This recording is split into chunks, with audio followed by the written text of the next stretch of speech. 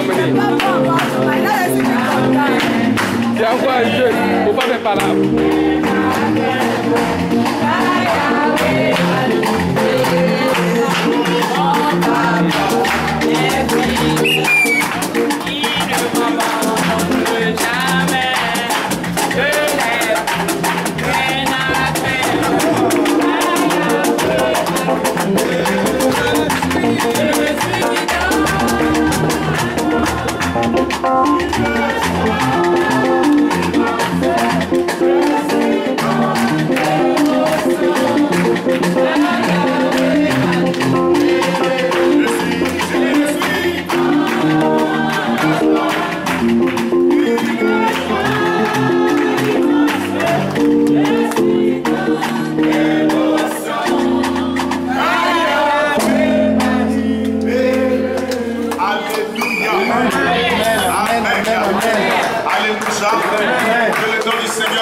Béni. Donc c'est pour Jésus-Christ de Nazareth que nous sommes là. Yes. Alléluia. Jésus-Christ, le Fils de Dieu, qui est venu sur la terre, celui que Dieu a livré afin que quiconque croit en lui ne périsse point, mais qu'il ait la vie.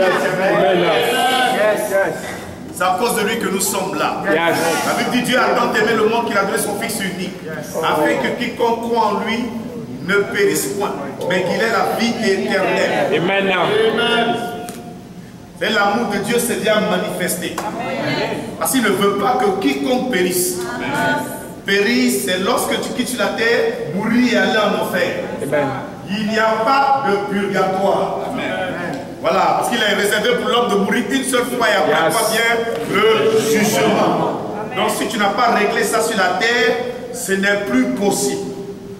Voilà pourquoi Dieu a livré son Fils unique. Il a donné, ça veut dire il a sacrifié. Il a fait un sacrifice humano divin. Voilà, mais Jésus-Christ est double nature. Il est 100% Dieu, 100% homme. Il n'a pas fait seulement un sacrifice humain, mais il allait plus.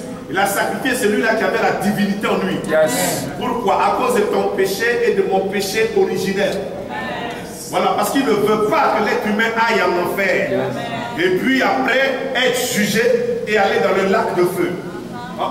Dieu ne veut pas ça. La Bible dit l'enfer n'est pas réservé aux hommes, c'est réservé à Satan et à ses démons. Mais malheureusement, c'est-à-dire alternativement, il faut accepter Jésus-Christ. C'est-à-dire c'est conditionnel. Afin que quiconque croit en lui, croire en Jésus, c'est accepter de le suivre en le considérant comme Seigneur et Sauveur de ta vie. Amen. Ça veut dire quoi? Reconnaître qu'il est le Dieu qui est venu mourir pour toi, enseveli, ressuscité, et en ce moment aller au ciel et qu'il revient bientôt. Amen. Reconnaître que s'il est mort, c'est pour toi. Est-ce qu'on se comprend? Amen. Accepter son sacrifice, et lorsque tu te donnes à lui, tu acceptes maintenant d'être dirigé par lui, lui seul. Amen. Personne ne peut prendre la place de Jésus. La Bible dit qu'il y a un seul intermédiaire entre Dieu et les hommes. Jésus-Christ, homme. Il n'y a personne d'autre à côté de lui. Entre Dieu et l'homme, c'est Jésus-Christ. On n'a pas besoin de quelqu'un d'autre. Parce que ce que Jésus a fait ou il fait est parfait. Donc, ça n'a pas besoin d'un ajout, d'un additif. Non. Est-ce qu'on se comprend? Alléluia. Voilà pourquoi ceux qui l'ont accepté comme Seigneur Sauveur se sont repentis de leurs péchés et puis passés dans les eaux du baptême. Pour suivre Jésus-Christ. Voilà, quand Pierre a prêché l'évangile, les gens sont venus dire, mais homme frère, que devons-nous faire? Il dit non, repentez-vous et baptisez-vous au nom de Jésus. Et le don du Saint-Esprit vous sera donné.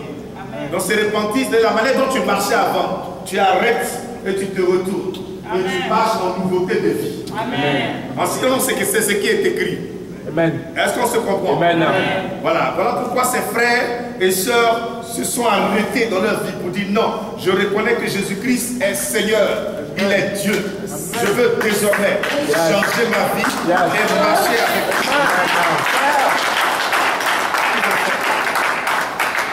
Amen.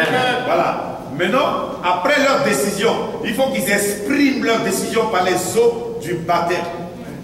Le baptême, ça vient d'un mot qui s'appelle baptizo, qui veut dire plonger totalement et ressortir. Yes. Voilà, ça écarte directement ce que les gens appelaient baptême par aspersion. Ça, c'est un pléonasme. C'est-à-dire, c'est contre nature. Le mot baptême veut dire plonger totalement. Yes. Donc, asperger quelqu'un, c'est pas le baptiser. Voilà, voilà pourquoi nous autres, on a décidé de refaire notre baptême. Yes. Yes. Donc, quelqu'un te dira, ah, parce qu'on s'est baptisé une seule fois. Non, c'est pas vrai. La Bible dit dans Actes chapitre 19, quand Paul a rencontré les disciples de Jean, il a dit de quel baptême vous êtes baptisés? Ils ont dit de baptême de Jean. Il dit non, non, non, Jean est venu, il a annoncé quelqu'un qui devait venir, Jésus-Christ. Et on dit sur ce, ils se sont rebaptisés. Amen. C'est au nom de Jésus. Et après, ils ont fait le baptême du Saint-Esprit. Ça veut dire si tu constates que ton baptême est faux, ça veut dire qu'il est caduc. Yes. Donc, en conséquence, il faut te rebaptiser. Amen. Voilà, parce qu'il y a un seul baptême, mais un seul baptême authentique. Amen.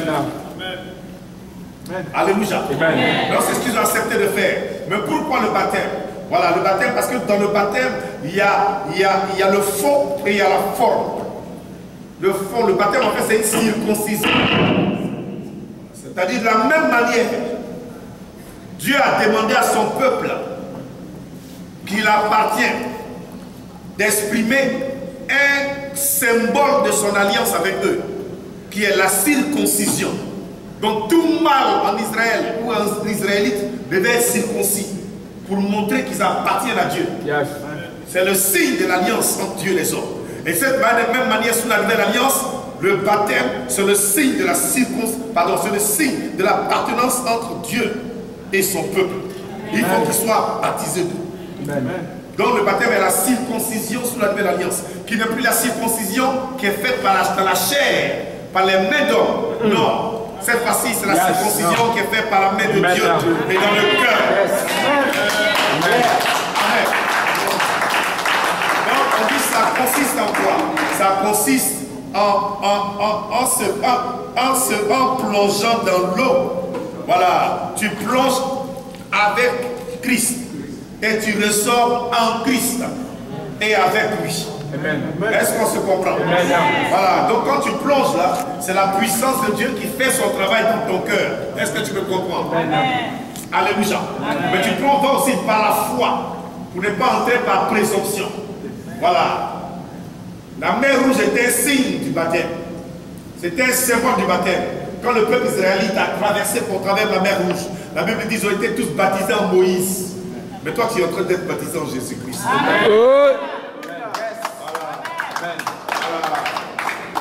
Est-ce qu'on se comprend? Donc, ils sont passés à Moïse, mais vous voyez, les soldats de Pharaon les suivaient, les poursuivaient. Quand ils ont vu les gens passer la mer rouge, ils disent, ah, c'est que nous aussi on peut traverser. Ça c'est présomption. Donc quand tu te baptises par la foi. La Bible c'est par la foi ils sont passés par la mer rouge. Mais toi c'est par la foi tu passes par les eaux du baptême. Maintenant, il y a des gens qui viennent aussi par présomption entrer dans les eaux du baptême. Ça ne marche pas. Quand c'est bon, c'est caduc, c'est formel, c'est zéro. C'est par la foi. La foi en la puissance de Dieu. Voilà, est-ce qu'on se comprend? Alléluia. Alléluia. Donc, en entrant dans l'eau là, c'est un scénario. C'est le scénario de l'ensevelissement et de la résurrection. Ça veut dire que Christ, quand il allait mourir pour toi. Il allait en enfer pour toi, pour ne plus que tu aies en enfer. Voilà pourquoi un chrétien, quand il quitte la terre, on ne dit pas qu'il est mort, il est endormi. Parce qu'au moment où il quitte son corps, il y a un ange qui le prend. C'est à quelqu'un qui allait en enfer déjà pour lui.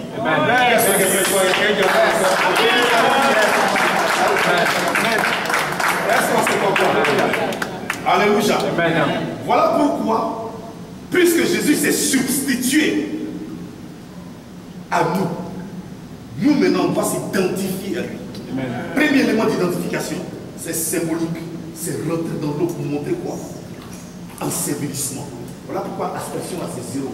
Parce que la forme du baptême est liée à son fond. Yes. Est-ce qu'on se comprend? Entrer dans l'eau pour montrer l'ensevelissement. Et sortir de l'eau pour dire quoi? Ressusciter avec Christ. Amen. En Christ. Oh yes. Est-ce que vous me comprenez? Yes. C'est important. Voilà pourquoi la Bible dit Jésus baptisé dans un certain lieu, appelé un nom. Jean chapitre 2, verset 23, 22-23. Et Jean aussi baptisait là-bas. Pourquoi? Parce qu'il y a beaucoup d'eau là-bas. C'est écrit. Donc ça veut dire sans beaucoup d'eau, on ne peut pas performer le scénario de l'ensevelissement et de la résurrection. Amen. Est-ce qu'on se comprend? C'est ça, c'est ça. Vous voyez ça? Alléluia. Donc aujourd'hui ils vont entrer dans l'eau, ensevelis et puis ressortent. Est-ce que vous comprenez? Voilà. Le baptême aussi est la Bible dit le baptême sauve, mais pas sauver pour aller au ciel. Non. Ça sauve du monde. Est-ce que vous comprenez? Voilà que la Bible dit à tous ceux qui sont baptisés, pardon, qui ont cru et qui sont baptisés, s'ils sont sauvés. Maintenant, attention, le contexte dit voilà les miracles qui accompagneront ceux qui ont cru. Elle va dire que le sauver là, c'est lié aux puissances des ténèbres. On dit chasseront les démons, parleront de nouvelles langues. S'ils imposent les mots malades, les malades seront guéris. Ils saisiront les scorpions. S'ils croient que le mal mortel, cela ne fera aucun mal. Alléluia.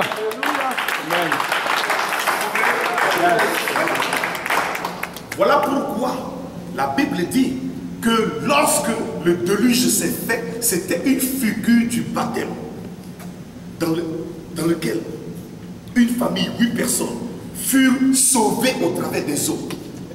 Est-ce que vous comprenez? Mais cette eau-là venait comme le déluge. Ça venait quoi? Condamner le monde d'alors. Mais pendant que ça condamnait un monde, ça sauvait les gens. Est-ce que vous comprenez?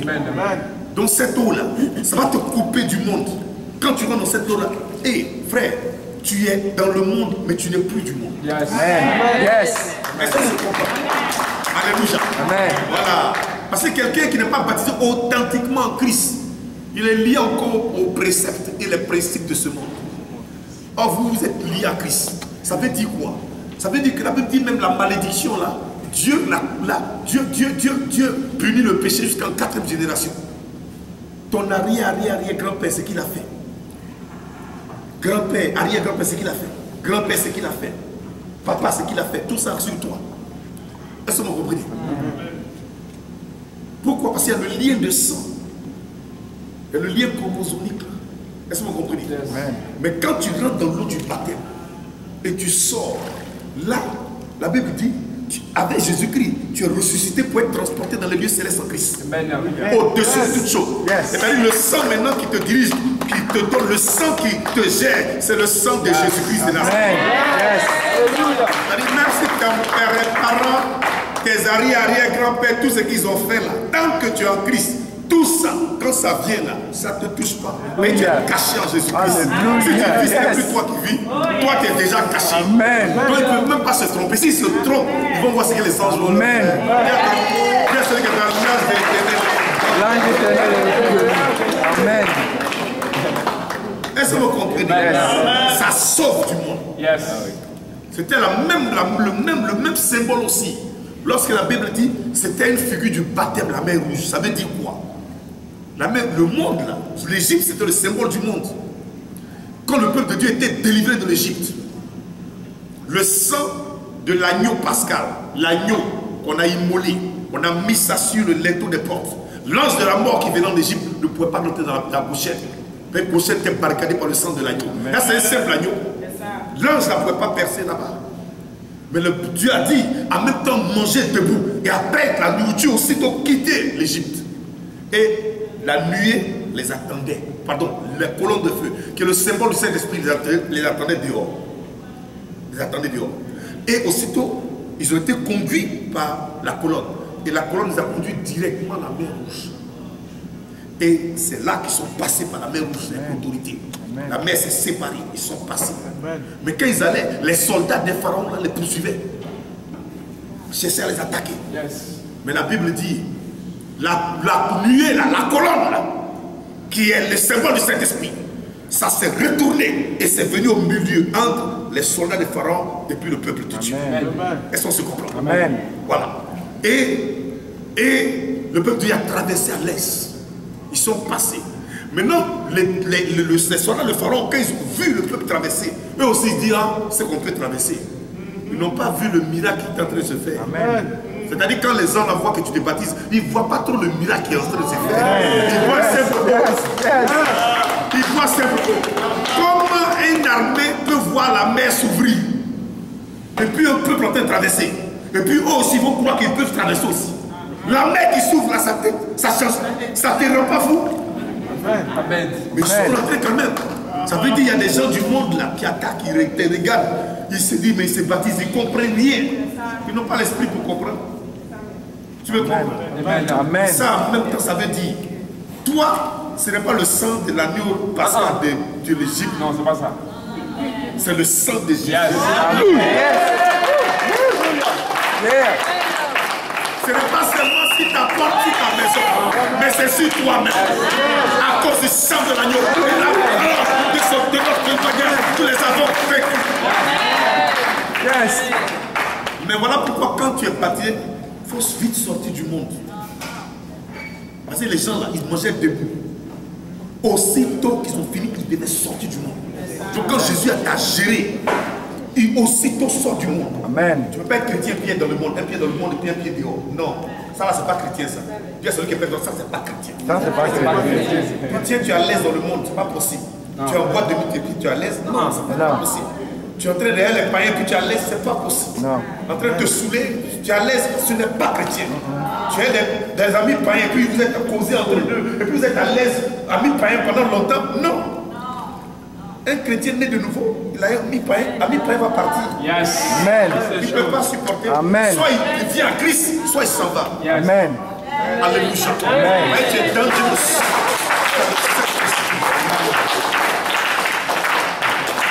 Soit il change, soit il s'en va. Yes. Amen. Donc tu ne peux pas, il n'y a pas de collaboration. La Bible dit, il n'y a rien de la lumière et les ténèbres. Il faut que ces choses soient claires. Yes. Voilà, là, toi, si ta tête s'est confus encore, je veux éclaircir ça. Yes. Amen. Dis à celui qui peut éclaircir. Éclaircissez-moi. Voilà. Amen. Alléluia. Amen. Donc c'est quand ils sont sortis de l'Égypte qu'ils ont vu la colonne de feu. C'est-à-dire tant que tu ne sors pas du monde, tu ne vas pas voir la puissance du Saint-Esprit. Amen. Dis à celui qui peut je sors du monde. Je sors du monde.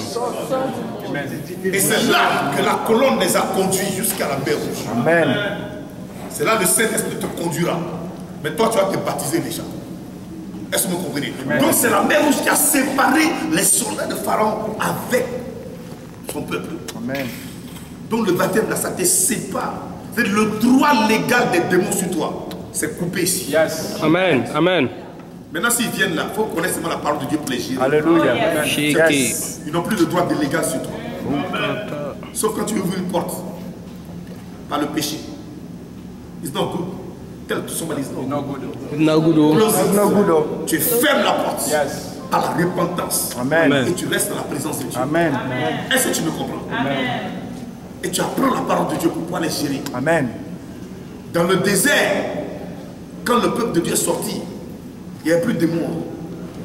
Tout leur problème, c'était leur cœur. Voilà pourquoi quand tu as fini d'être baptisé là, il ne faut pas manquer les études bibliques. Amen. Il ne faut pas manquer les études bibliques. C'est des gens qui ont duré dans les églises, ils sont toujours dans les problèmes. Yes. Ils sont toujours comme ça. Parce que quand ils ont été baptisés, ils ne sont pas venus être enseignés pour être quoi? Pour grandir et mûrir. Ils sont ceux qui créent des problèmes dans les églises. Amen. Mais toi, non, tu seras enseigné. Tu seras là pendant qu'on va enseigner. Tu seras enseigné, tu vas grandir et tu vas mûrir. Yes. Amen. Amen. Non, tu ne dois pas parler de ça. Je ne peux pas parler de ça. Je peux parler de ça. Mais le point devient calme. Non. Amen. C'est trop calme maintenant. C'est intéressant, c'est bon. Aménomètre diminué. Voilà pourquoi dans ta vie maintenant, toi, tu vas t'enseigner pour savoir comment marcher et puis à garder la communion avec le Seigneur. Il n'y a plus de démons qui peuvent te gérer. Amen. C'est toi quand tu arrives dans un point, tu leur dis allez déplacer. Tu arrives ici, tu leur dis allez partir. Le matin, tu te lèves, tu dis allez dehors. Tu arrives dans un point, tu dis dehors. Est-ce qu'on se comprend? Amen. Voilà, que le nom du Seigneur soit. Amen. Amen. Ce que nous allons faire maintenant, techniquement parlant, c'est d'appeler chacun de vous. Puis quand tu vas entrer en l'eau, je vais te demander. Je vais te poser la question de savoir qu'est-ce que tu as à voir, qu'est-ce que tu as à dire par rapport à Jésus-Christ de Nazareth. Et à toi de répondre. Tu as pris la décision d'accepter Jésus, de suivre Jésus. Mais tu dois cette décision-là, tu veux l'exprimer devant l'assemblée. Ce sont les hommes. Devant aussi les anges. Parce qu'il y a deux mondes à la fois. Devant aussi les démons. Ils t'entendent. Devant aussi Dieu qui te regarde. Amen. Et si jamais il y a des sorciers qui sont trompés pour venir à leur corps astral ici, ils vont t'entendre aussi. Amen. Est-ce que tu me comprends? Amen. Et nous allons te plonger au nom de Jésus-Christ de Nazareth. Amen. Alléluia. Viens avec un cœur parce que Dieu fasse son travail. Alléluia. Alléluia. Encourage mon frère ici, ta sœur.